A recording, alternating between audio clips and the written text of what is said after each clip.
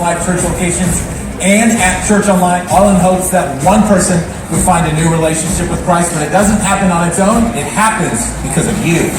Volunteers at all of our 33 locations spend hours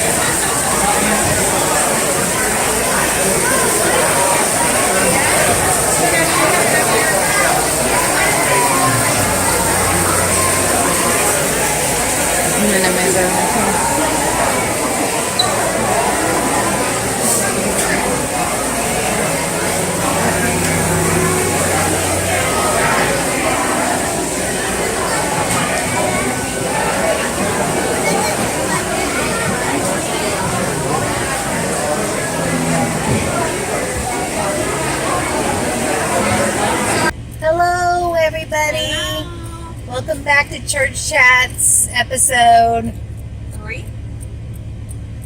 I think it's 4. See, we're already doing it. 3 or 4. Can't remember. 3 or 4. Take your pick, whatever you want it to be.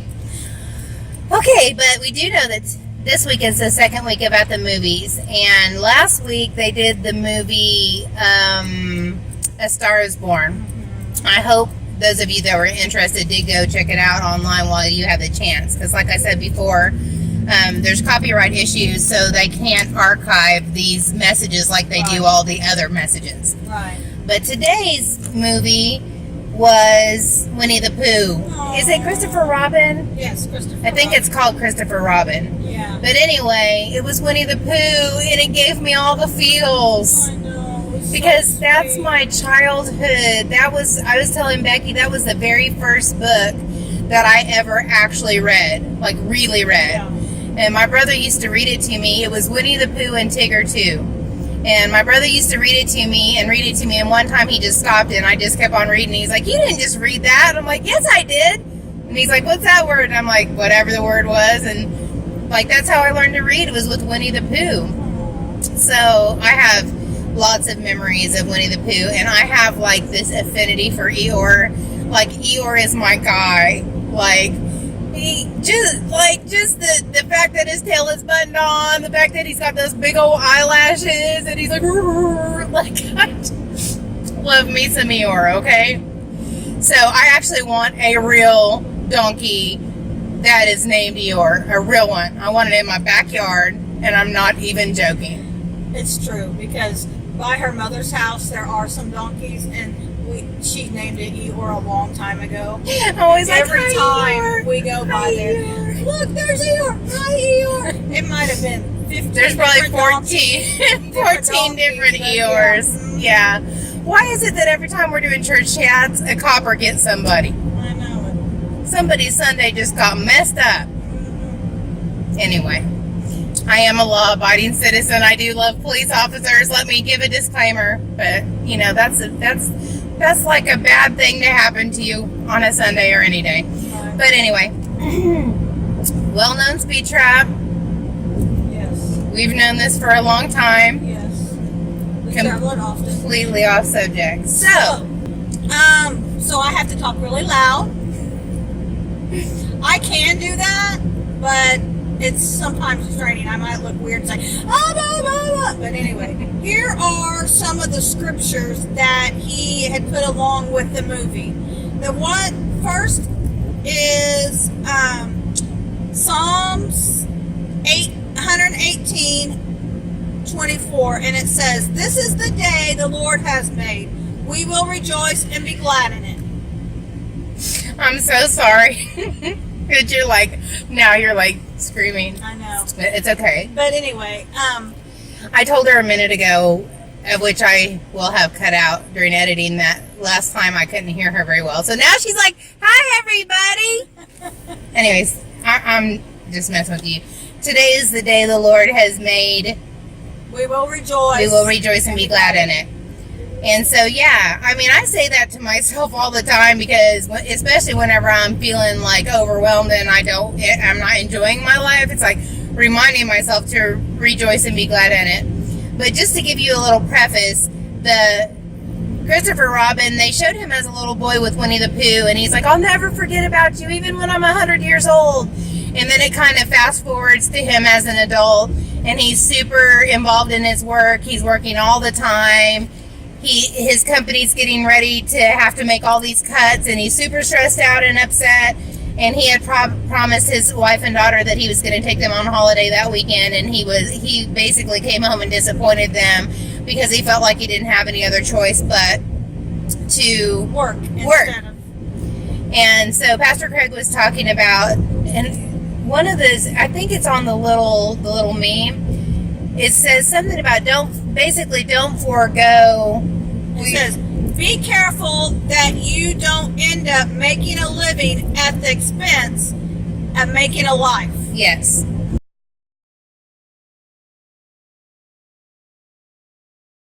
And so that really rang true to me because I think so many times, and it's not even so much my actual job, it's my actual job plus YouTube sometimes. There's just no time left for anything else. And there are times that I have to say, visiting your mom is more important. Going with your parents to a family event is more important. Seeing your grandkids is more important. It's so easy to get wrapped up in like responsibilities, those that that allow you to make a living, and others that you kind of impose upon yourself. Yeah. But, Becky and I both, I have, a husband who's chronically ill. I have a chronic illness myself. We both have elderly parents. There's a lot of responsibility besides just work. What makes a living for me. Right. And so I don't know, in a nutshell, I forget to enjoy life sometimes. Yes. I forget to stop. I forget to allow myself to not do anything, just to sit and watch TV. Or, if I'm sitting watching TV, it's because the dishwasher's running and the washing machine's running and I have, smell good carpet powder on the carpet. And if I watch TV, it's because I have all these things going. And during the summer, I let things go in a big way because I don't have such time restraints. But when I'm on my school year, if I don't get everything done during the weekend, my week is just a mess because my clothes aren't washed, or there aren't clean dishes, or I don't have my food prepped, or I don't have things for lunches. So I don't even take a break on the weekend. And I'm also filming, I'm also editing, I'm also trying to keep everything up for YouTube. Going to church, doing groceries. All the things. Everything. And I'm kind of wondering if I'm ever going to be able to get over into the right lane. I know, right? Because I just keep going. And even during church today, I even said to myself, you know what, Sherry? Do you just need to give up YouTube?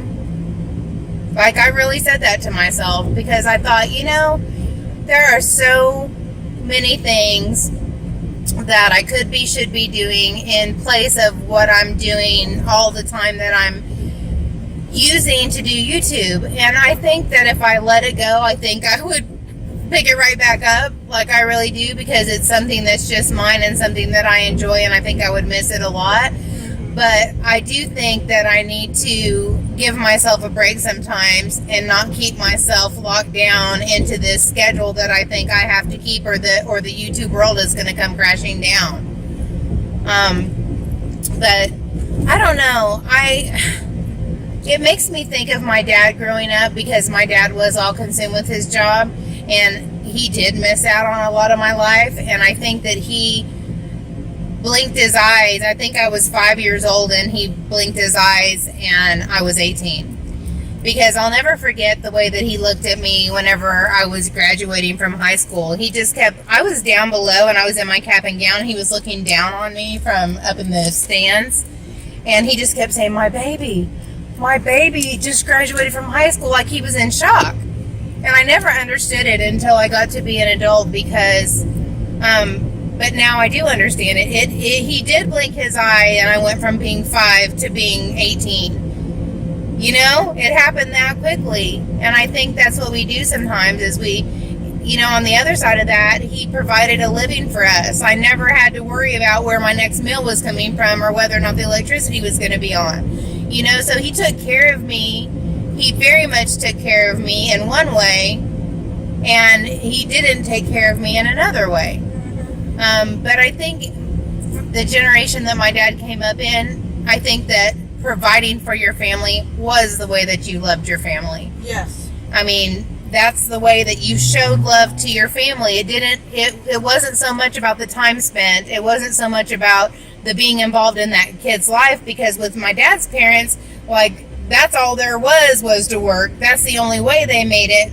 And so that's the way that they were brought up is providing for your family, is loving your family.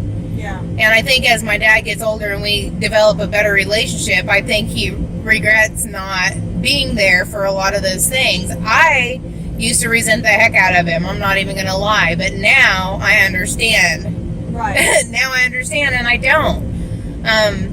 But I think that was like one thing that really just needs to be said about the movie is Pooh and his simple ways and his simple statements. And he said doing nothing is sometimes the best way to find extraordinary something. The best something or something like that. The best something. But all these little things he was saying were so simple but also very profound, because Christopher Robin was all in this big hullabaloo of craziness, and these tiny little simple statements were so profound in that moment and were getting through to his heart and making him remember what he used to do. Like he said, tell him about the briefcase and the balloon. He said, he asked him, whenever Pooh went to go look for Christopher Robin and found him, and he rode on the bus and he was trying to go through all this stuff to get ready for work, and he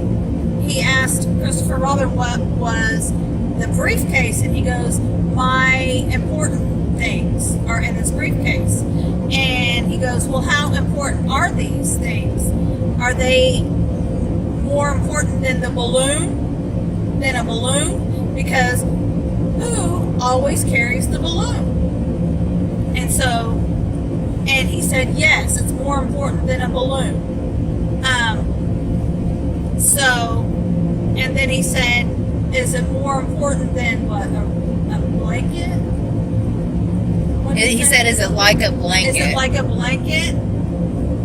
And so basically he was just trying to ask, like trying to get a perspective of how important the stuff in there was to him.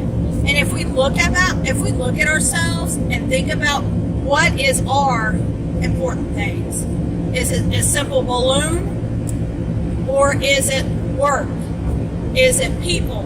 Is it things? You know, is it material things? What is important to us? Right. And will those things be there? You know, will you always have what you have or think is important? What are you going to do with those things? Because in the end, Pooh gave up his balloon to give to Christopher Robin, to give to somebody else. He gave the balloon to give to his daughter, which is really your kids, the most important things to you, instead of the work. Yeah. You know? And it's easy to get caught up in like Pooh had asked him about Madeline, which is his daughter, and he said, you know, about how important she was, and he's like, well, she's the most important thing in the whole world to me. And basically Pooh was like, then why aren't you with her right now? Right. How come the case is with you instead of her? Yeah. He said, And why is so- the case of important things with you instead of her? Yeah, exactly. And so at the end of the movie part, they were talking to, and the guy was there with his Tigger switched out his important papers with twigs and His tail. Eeyore's tail and all these things, and so he's kind of in a panic. But then the secretary comes in and tells Christopher Robin that his wife called and they can't find Madeline. She's lost Madeline. And so the boss is like, what are you doing? And he just looked at him and was like there's no question, I'm going after to find my daughter. Right. And I don't know, it's just like one of those getting caught up in life moments where you don't even realize that you're foregoing the most important things for things that aren't that important or things that are not lasting. And also the point of just not enjoying life, not ever taking a moment to enjoy life. There was a really defining moment for me one time. Whenever at the time I was transcribing for churches, and also I wasn't doing YouTube yet. I was transcribing for churches as well as working my full-time job. And transcribing is a super time-consuming thing. I could type for 8-10 hours on a 30-minute sermon sometimes. It was a very time-consuming thing. But my friend and I had gotten locked into weekly sermons for several churches, and it was really too much. But I was leaving my mom's house, and I looked in my rearview mirror, and I saw her standing there looking at me like she was wishing that I wasn't leaving. And I said to myself, you're always rushing away from her. And one of these days, she's not going to be standing there for you to rush away from. And it just made me cry. It makes me cry right now to think about it. And I'm just like, you know what? Something has to change. And something did change. I came home and I decided I was also leading life group once a week and also serving at church every weekend. Yes. And so I came home and I talked to Becky and I was like, I've got to let go of life group eventually. Right now, let's move it to every other week. And let's move the weeks that we don't have life, or that we have, the weeks that we don't serve, we'll do life group, and the weeks we don't do life group, we'll serve. And so it kind of, instead of having every week, we did every other week with both, and that kind of took a load off. I also told my friend Brenda that I did transcribing with that I had to let go of some of them. And we let go of some of our clients, and eventually God let go of a lot of our clients for us. I don't do it anymore, but little by little God withdrew clients from us, and we just didn't replace them with new ones. And because I just said to myself, there's going to be a day my mom's not going to be here, and I don't want to regret the time that I ran away from her trying to get home because I had 8 hours of typing to do. Right. Like, I just had to give myself some time margin, and I think people don't do that. And I find myself very often filling that time margin back up with more things. Right. Whenever I free it up, then I fill it back up. Like all those things, and now it's filled up with YouTube. Yeah. You know? And I like to be busy. I'm not going to lie. I like to be busy. It keeps my mind occupied. Keeps my brain from going to places it doesn't need to go, as far as like being depressed or anxious. If I stay busy, I can keep that stuff at bay. But is that in lieu of important things? Right. And for me, I feel like I'm going to be lazy. Like, I feel like I'm a lazy person. It makes me feel bad about myself if I'm not doing something that's productive. Yeah. And I don't know why I feel like that. Maybe it's because I've been drilled all my life, you know, you need to be doing this, you need to be doing that, you got to take care of this, you got to do that, you know, even from a young child, because I had responsibilities since I was in 3rd grade to take care of my brother. And really, if you think about it, it's not just you're bringing up, but the world, social media, you know, everybody's doing highlights and stuff of their life, and always busy doing something. You never see it. being lazy and not doing anything. Right, you're not going to post a picture of yourself being a lazy slug sitting on the couch eating popcorn and watching Netflix for 8 hours. You're not going to post that on Instagram, but let me assure you, people do that. Yes. And see, lazy slug, that's all. See, I am conditioned to think that doing that is lazy. And it's, I told Becky, I said, we got to give ourselves a break sometimes.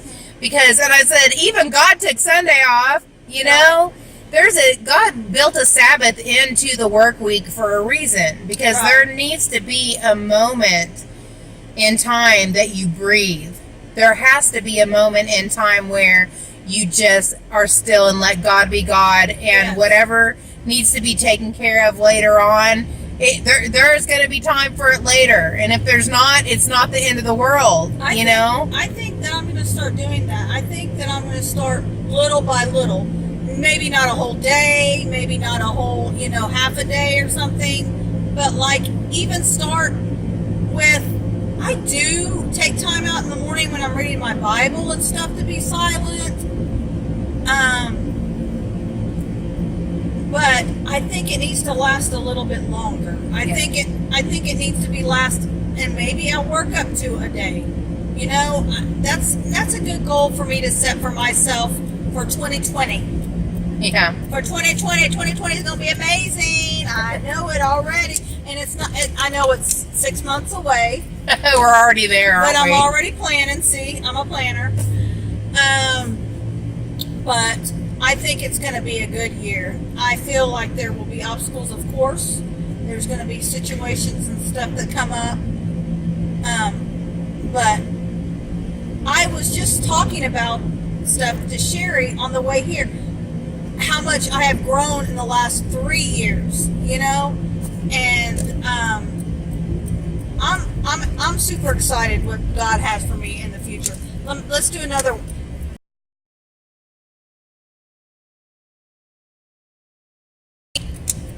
This is another one.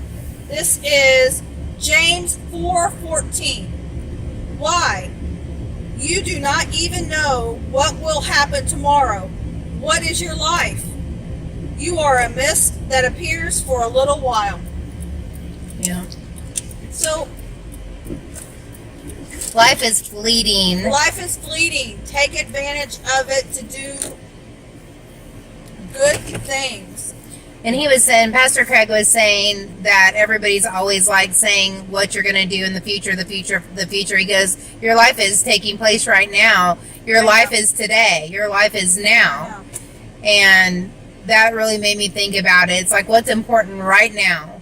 And we both, especially because we both have situations where more than likely our future, our retirement, our financial situation is more than likely going to be just on us. And so we kind of adhere to the work hard right now so that you'll be okay later. Right. And I think we do that a lot. And I think I know we both push ourselves way too hard. And we never, we never take the time to rest. And my body requires it. Mm-hmm. Everybody's does. But for me, even more so because I'm fighting illness all the time. Right. But what happens to me, and she can attest to this, is I push myself and push myself and push myself, and I run on adrenaline, and then eventually my body just says, oh no. And that's when I go into a hardcore flare and almost 3 or 4 days of work. Right. And it's because I have not given myself a chance to take a deep breath for weeks and weeks at a time.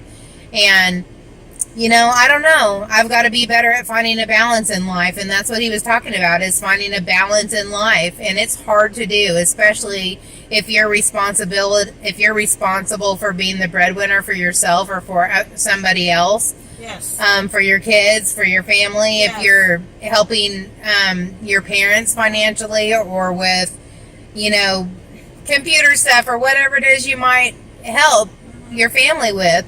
I've got my husband, I've got my kids, I've got my friends, I've got my family, I've got my parents. There's a lot of, and then there's work responsibilities, and teaching is all consuming. Yes.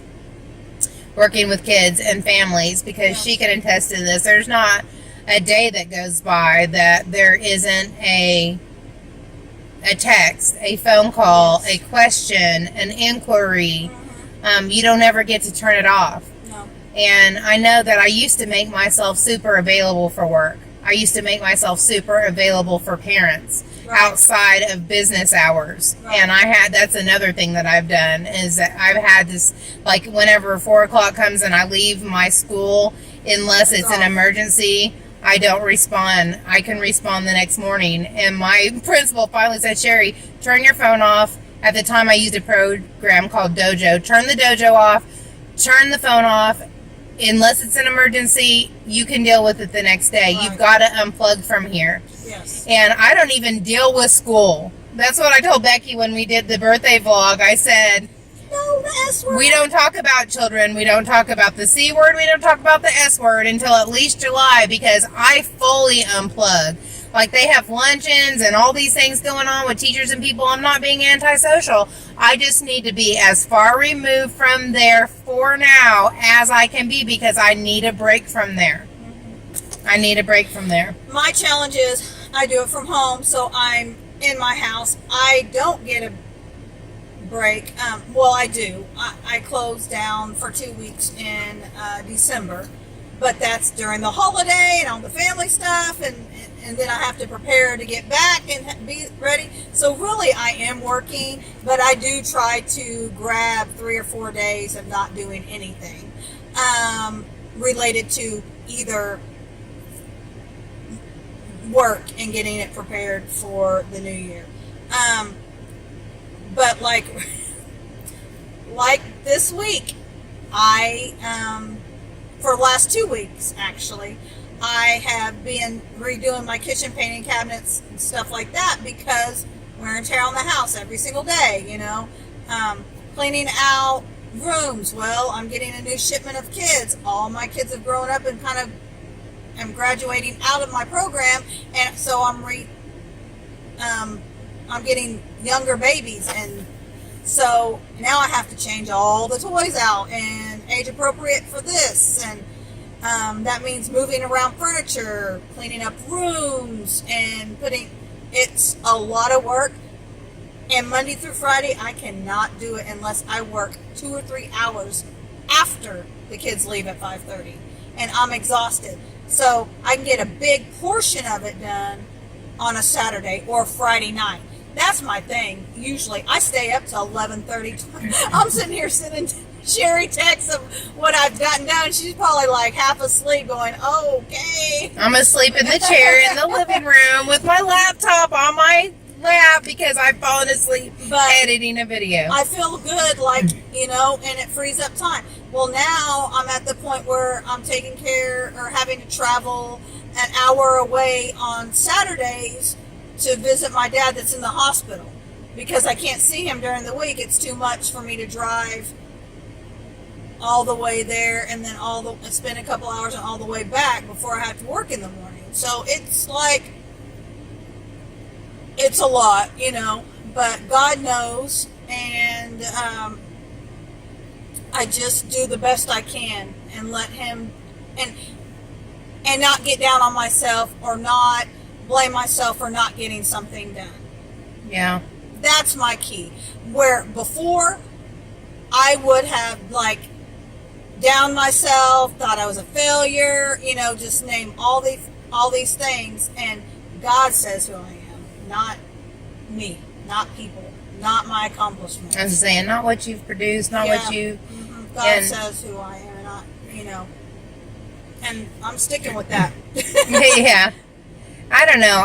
We were talking about society and how, you know, the world puts pressure on people to always be productive, to always better, more, better, and always you need a better car, you need a better house, you got to work hard so that you can have this, that, when all of that is really inconsequential in the big picture of things.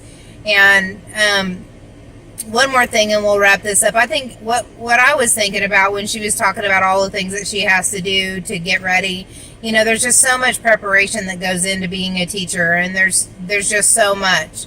So there's the before school hours and the after school hours and the summer hours that people think that we don't have. Right.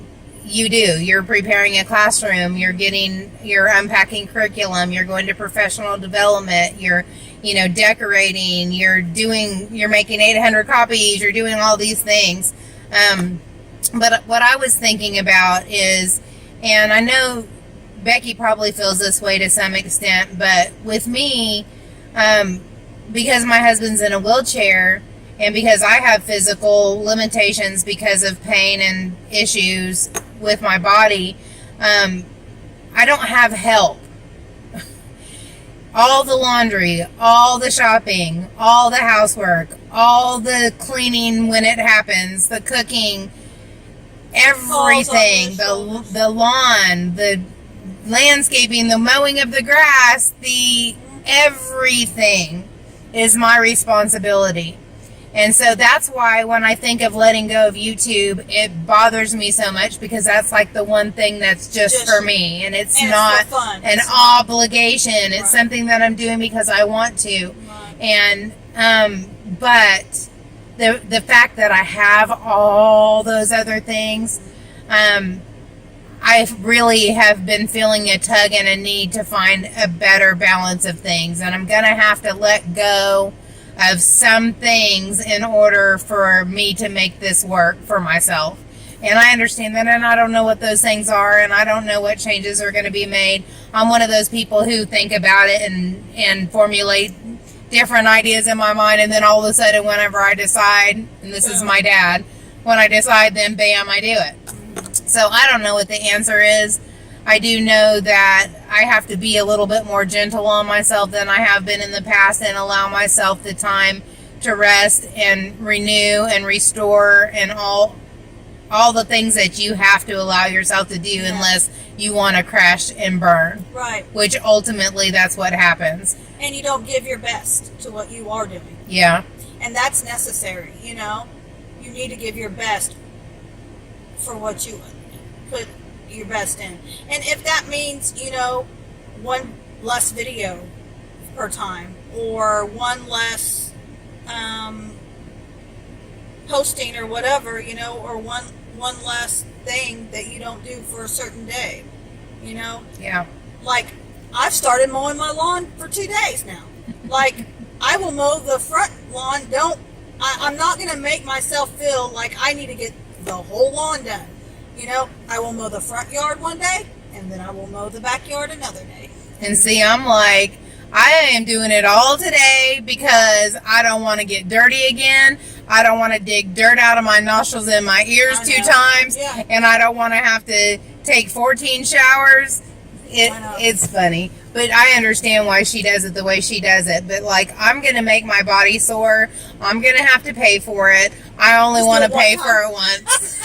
I only want to pay for it once. Get the process, the aftermath process going. Yeah. And so, anyways, all in a nutshell, I think just as far as what I want you guys to take away from this, and that is that I think it's super important to, from time to time, just stop and take a look at your life and see where you're investing your time. And is it into something that's fleeting, like material things or other people's expectations of you, or are you sowing your time and your energy into something that's lasting, like your family and your children and your friends, making memories, having experiences, and living your life, leaving a legacy? Yeah. Is it more than just making a living? Are you making a life for yourself? And is it pleasing to God? Is it his plan for you? Like, we are vessels. Yeah. He created us to do a purpose on this earth, So. And unless you are filling yourself up spiritually, filling yourself up nutritionally, filling yourself up emotionally, mentally, all the things, physically, if you're not restoring and renewing yourself in some way, then are you living the best life that you can, as far as doing what you need to do for God too? Yeah. Like, it's everything. It's all wrapped up into you've got to take care of yourself and you've got to, do the best thing for yourself, or you're not going to be good for everybody else that's depending on you in your life too. Yep. So, all right. Do you have anything else to say? Nope, that's it. Okay, that's it for this week, you guys. Episode 3 or 4, whatever, whichever one it is. It'll be on the thumbnail. All right, we love you. Thank you so much for hanging out with us today. Bye. I'll say what my mama says. Over and out. Over and out. See ya. Bye.